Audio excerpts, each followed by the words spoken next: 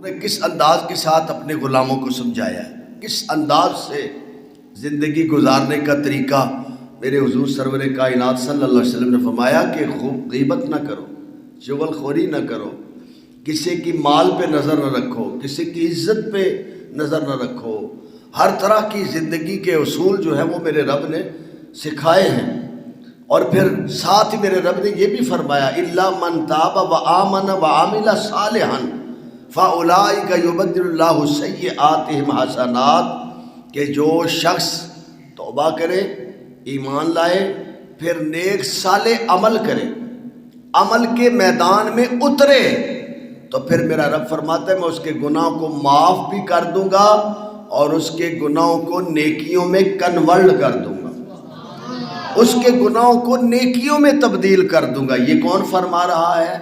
میرا کریم رب ارشاد فرما رہا ہے۔ میرے رب نے فرمایا کہ میں اپنے بندے کے پھر گناہ نہیں دیکھتا، پھر اس کی توبہ کو قبول کرتا ہوں اور اس کے گناہوں کو نیکیوں میں تبدیل کر دیتا ہوں۔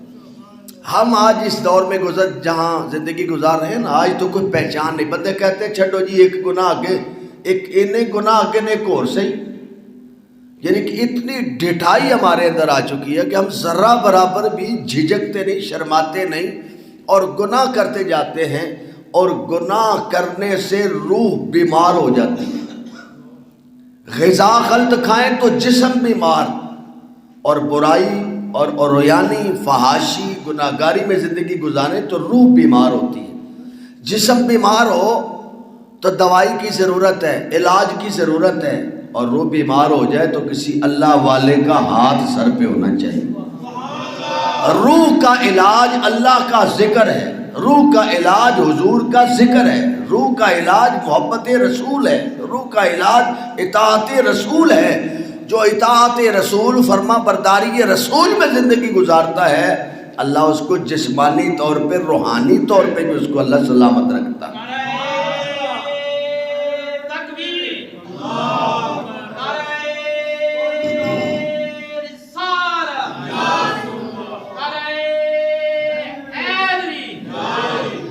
حضرت انس بن مالک رضی اللہ تعالیٰ عنہ آپ فرماتے ہیں کہ حضور بیٹھے تھے، تشریف فرما تھے، حضور جلوہ فرما تھے، تو ایک عورت دوڑی دوڑی آئی، خاتون دوڑی دوڑی آئی اور سانس پھولا ہوا آ کے عرض کی حضور نظر کرم کریں، مجھے پاک کر دیں، میں ہلاک ہو گئی ہوں۔ سرکار دو عالم صلی اللہ علیہ وسلم نے کیا ہوا، کیوں ہلاک ہوگی، کیا کوئی مال لٹ گیا ہے، نقصان پہنچا ہے، کیا ہوا ہے؟ یا رسول اللہ نہیں، مال بھی نہیں لٹا، میرے گھر پہ کسی نے قبضہ بھی نہیں کر لیا، بس میں ہلاک ہوگی۔ کیسے، کیا ہوا؟ عرض کہ حضور میں گناہ کر بیٹھی ہوں، میرے پیٹ میں ناجائز بچہ ہے، میرے سے گناہ سرزد ہو گیا ہے، مجھے پاک کر دے۔ میں بڑا ڈر رہی ہوں اپنے رب سے کہ اپنے رب کے سامنے میں کس طرح جواب دہ ہوں گی۔ دوستو ذرا توجہ کرنا، اس خاتون کو پولیس والے نہیں پکڑ کے لائے، اس خاتون سے پولیس والوں نے سختی سے منوایا نہیں، اقرار نہیں کروایا کہ تو نے جرم کیا ہے، نہیں، وہ خود آئی۔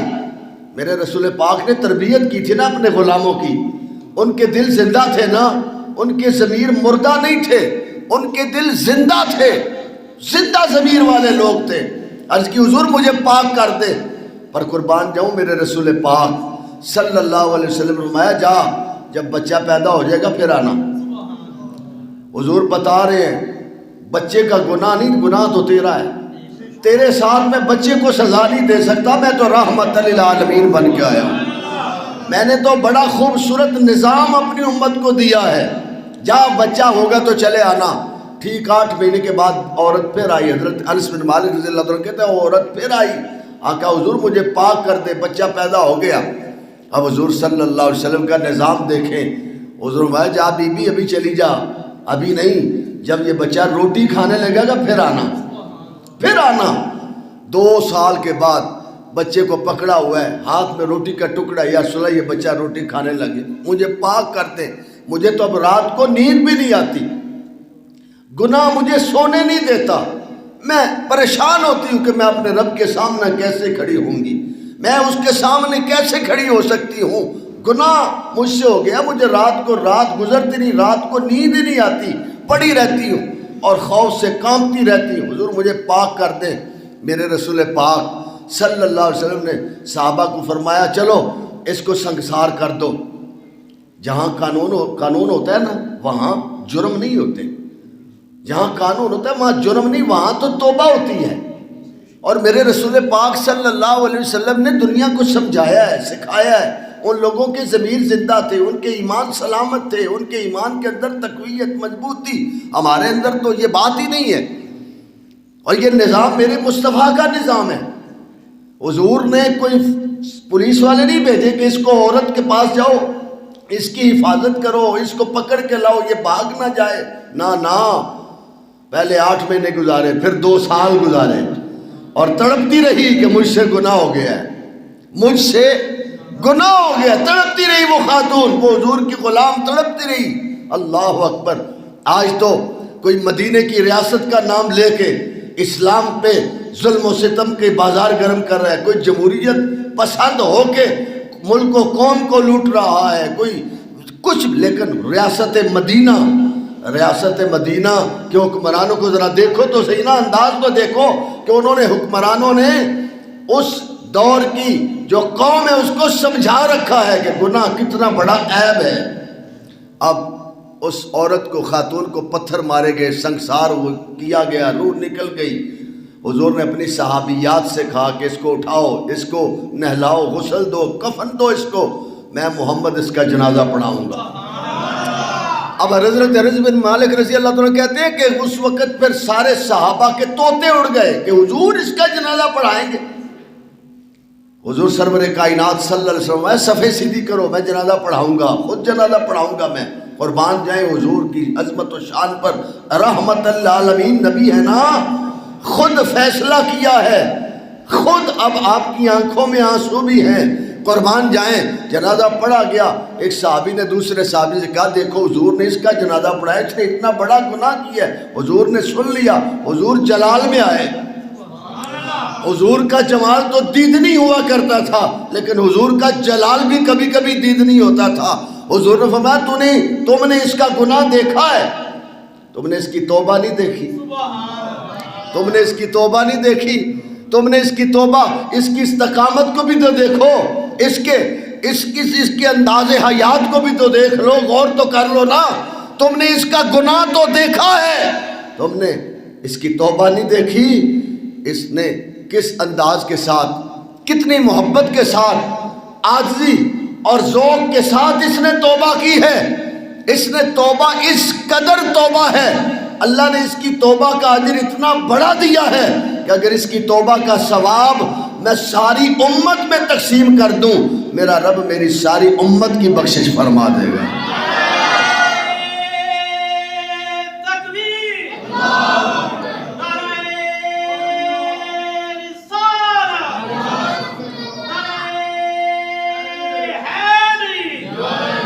اتنی اعلیٰ توبہ اس نے کی ہے کہ اگر اس کا ثواب میں اپنی امت میں تقسیم کر دوں تو میرا رب ساری میری امت کی بخشش فرما دے گا۔ اس قدر توبہ، اس قدر توبہ۔ ذرا توجہ کرے یار، جو بندہ جرم کو جرم ہی نہ سمجھے وہ توبہ کیسے کرے گا؟ اپنے بھائی کا گوشت کھا رہا ہے، اپنے بھائی کا مال کھا رہا ہے، اپنے بھائی کی تباہ و بربادی کا ذریعہ بن رہا ہے، اور پھر بھی کہتا ہے میں مسلمان ہوں، پھر بھی کہتا ہے میں فلاں ہوں، میں عاشق رسول ہوں، میں فلاں۔ آج ہمارے اندر تو انسانیت نام کی کوئی چیز جو ہے وہ نظر نہیں آ رہی۔ معاشرے کے اندر ایسے لوگ موجود ہیں کہ جو سمجھتے نہیں، اور میرے رب نے پھر اس لیے فرمایا الا من تاب وآمن وعمل صالحا، کہ اگر سمجھو میرے بندے تم توبہ کر کے ایمان لے آؤ، پچھلے گناہوں سے توبہ کرو اور ایمان لے آؤ، پھر نیک عمل کرو، عمل کے میدان میں اترو۔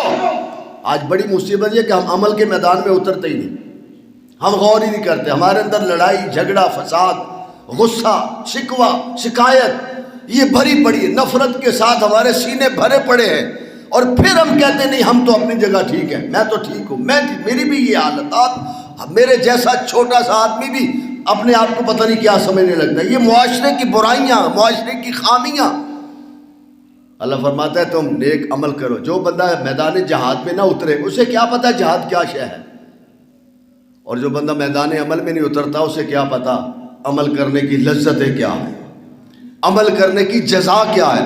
جس نے نبی کا فرمان نہیں پڑھا اسے کیا پتہ نماز کی کتنی عظمت ہے، نماز کی، روزے کی کتنی عظمت ہے، ثواب کتنا ہے. حضور خود فرمائے نماز میری آنکھوں کی ٹھنڈک ہے. اور مسلمان سمجھتا نہیں اس بات کو. مسلمان کہتا ہے ٹھیک ہے ٹھنڈک ہے تو پھر کیا ہے، میں کیا کروں. اور نہیں، جو عمل مصطفیٰ کی آنکھوں کو ٹھنڈک پہنچاتی ہے وہ عمل کرنا مسلمانوں کا کام ہے. ہم گناہ کو گناہ نہیں سمجھتے. نماز چھوڑ دے، ساری زندگی نمازیں چھوڑتے رہے، کبھی پرواہ کی نہیں ہم نے. جھوٹ بولتے رہے، کبھی پرواہ نہیں کی. غیبت کرتے رہے، کبھی پرواہ نہیں کی. چغل خوری کریں، کوئی پرواہ نہیں کی. حق کسی کا کھا جائے تب پرواہ نہیں کی. ہم نے کبھی سوچا ہی نہیں، غور ہی نہیں کیا. حضرت سیدنا فاروق